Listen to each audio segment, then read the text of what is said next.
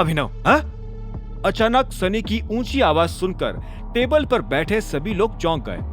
अनन्या ने अभिनव का इशारा समझकर फिर से हरदेव की ओर देखा। आज पहली बार उसने अभिनव की कोई बात सुनी थी, वो भी शायद इसलिए क्योंकि उसे खुद हरदेव के ऑफर में कुछ गड़बड़ लग रही थी। आखिर वो क्यों पहले अनन्या से उसकी पोजीशन लेकर फिर अचानक उसे ही वापस दे रहे थे? अनन्या अपना सवाल उठाने ही वाली थी कि शर्मिला खुश होकर बीच में बोल पड़ी। कांग्रेचुलेशंस अनन्या बेटा। हाँ, कांग्रेचुलेशंस, बहुत खूब। राजीव ने भी शर्मिला की बधाई में अपनी बधाई जोड़ते हुए कहा। उनकी एक्साइटमेंट खत्म होने के बाद ही अनन्या ने गहरी सांस छोड़ी और हरदेव की ओर देखकर कहा, दादाजी, आपने अचानक ये डिसीजन क्यों लिया? मेरा मतलब, आप तो सनी को लेने वाले थे ना एज एन इंचार्ज। वो प्रोफेशनली मुझसे बेहतर भी है।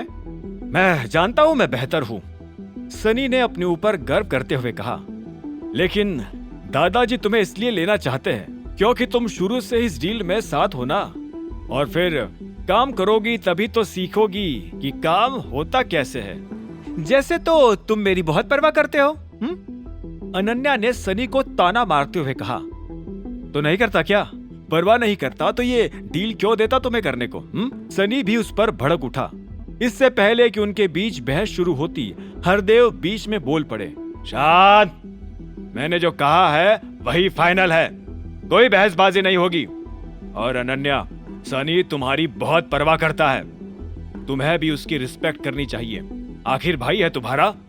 हरदेव की बात सुनकर ही अनन्या अपने मन ही मन चीख पड़ी। भाड़ में जाए सब भाई। उसे पता था कि सनी हमेशा से ही उससे नफरत करता था और उसे कभी आगे नहीं बढ़ने देना चाहता था। वैसे भी कॉन्ट्रैक्ट का हेड तुम्हें ही वापस बनाने का ये डिसीजन मेरा है।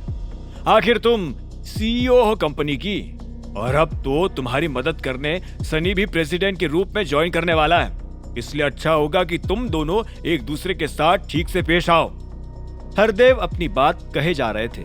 उन्हें ज्यादा फर्क नहीं पड़ रहा था कि ये सब सुनकर अनन्या को कैसा महसूस होगा। दूसरी ओर शर्मिला काफी शॉक थी। उसने पहले कभी हरदेव को इस तरह से डिसीजन लेते हुए नहीं देखा था। उसे महसूस हो रहा था कि अनन्या के साथ कुछ गलत हो रहा है, इसीलिए वो उसके बचाव में बोलने लगी। एक सेकंड पापा जी, ये कंपनी में प्रेसिडेंट की नई पोजीशन कहाँ से आ गई? हमारी कंपनी कोई टाइगर का ग्रुप थोड़ी ना है जिसे इतने सारे लोगों की जरूरत पड़ेगी। अनन्या अकेले भी तो सीईओ के रोल में सब कुछ मैनेज कर सकती है। अभिनव ने अपना नाम सुनकर शर्मिला की ओर देखा। वो फिर से सोचने लगा था कि अगर इस औरत को पता चल जाएगा कि वही टाइगर रोज सुबह इसके साथ डाइनिंग टेबल पर नाश्ता करता है तो इसके क्या हाव भाव होंगे। दूसरी ओर अनन्या ने गुस्से में अपने नाश्ते पर कंसंट्रेट करते हुए कहा, अब कुछ भी फर्क नहीं पड़ता, मुझे इस कॉन्ट्रैक्ट में रहने का कोई इंटरेस्ट नहीं है। आप सनी को ही इसका हेड बना दीजिए, वो सब संभाल लेगा। अनन्या की बात के बाद डाइनिंग टेबल पर किसी ने अपना मुंह नहीं खोला।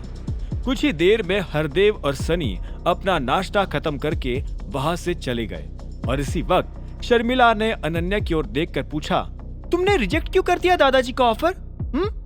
जब तुमसे पोजीशन वापस ले ली थी तब तो बहुत नाराज थी तुम।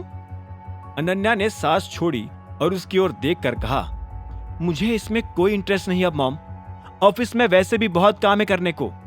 अनन्या की बात सुनते ही अभिनव की हंसी छूट गई, जिसे छिपाने के लिए वो हंसते हुए खांसने भी लगा। उसकी हरकत देखकर शर्मिला ने अभिनव की ओर घूर कर कहा, ये सब तुम्हारा ही किया धरा है ना? तुम ही अपना सिर हिलाकर इसको इशारा दे रहे थे ऑफर रिजेक्ट करने का। अभिनव ने अपने कंधे उठाकर कहा, हाँ पर ये तो कॉमन सेंस है ना, अनन्या को इस ऑफर में पड़ना ही नहीं चाहिए था। इनफैक्ट अगर मैं इशारा नहीं भी करता तो भी वो ऐसे ऑफर को ना ही करती, आखिर उसे भी अपने डिसीजन लेना आता है। बकवास बंद करो अपनी, बेवकूफ। शर्मिला अभिनव पर भड़क उठी। उसकी आंखें लाल हो चुकी थी और जुबान से मानो अंगारे छूट रहे थे। तुमसे जब कोई पूछता नहीं है तो बेमतलब अपनी राय क्यों झाड़ते हो? हाँ, डाइनिंग टेबल पर साथ बैठा रहे हैं वो कम है क्या? जब तुम्हारी बातें भी सुने, अपने आप को समझते क्या हो तुम? शर्मिला को शांत करने के लिए राजीव बीच में आया। शर्मिला, नहीं राजीव, आज इस अनपढ़ अनाथ को सिखाना ही पड़ेगा कि कहाँ बोलना है और कहाँ चुप रहना है। शर्मिला के मुंह से अपनी इतनी बेइज्जती सुनकर अभिनव ने गुस्से से हाथों में पकड़ी चम्मच मोड़ डाली थी। राजीव ने यह नोटिस किया और वो समझ गया कि अब अभिनव जरूर ही गुस्से से फटने वाला था। आगे की कहानी जानने के लिए देखें अगला एपिसोड सिर्फ पॉकेट एफएम के यूट्यूब चैनल पर, और द रिटर्न ऑफ टाइगर के सारे एपिसोड्स को सुनने के लिए डिस्क्रिप्शन में दी लिंक से डाउनलोड करें पॉकेट एफएम ऐप।